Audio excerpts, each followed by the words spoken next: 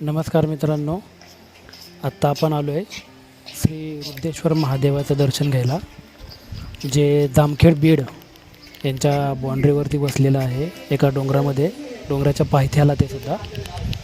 हे पहा, आपण आलो आहे आतमध्ये मंदिरामध्ये आणि हे समोरच हे पुरातन दगडामध्ये बांधलेलं ते मंदिर आहे.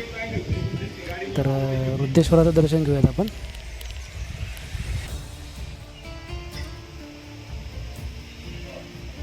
पूर्णपणे दगडात बांधलेलं एका डोंगराच्या मध्यभागी बसलेलं हे मंदिर आणि हे स्वयंभू असं शिवमंदिर आहे.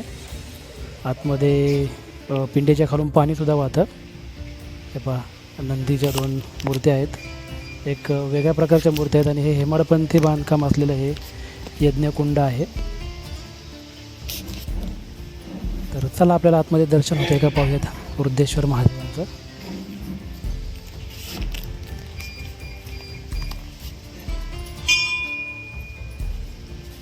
हे बघा, हे समोर आहे पूर्णपणे खडकामध्ये असं शिवलिंग आहे.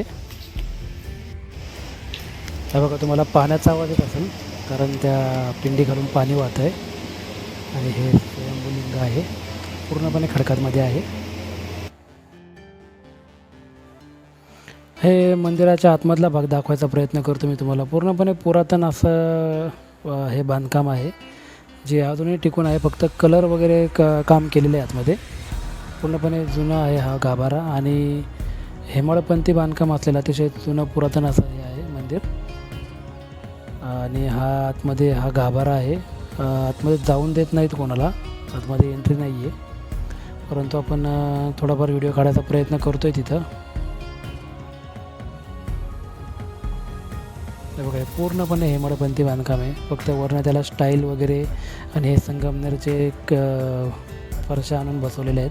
ही समोरची मूर्ती देवीची सुद्धा पुरातन आहे आणि समोर जे हे आहे हे शिवलिंग आहे.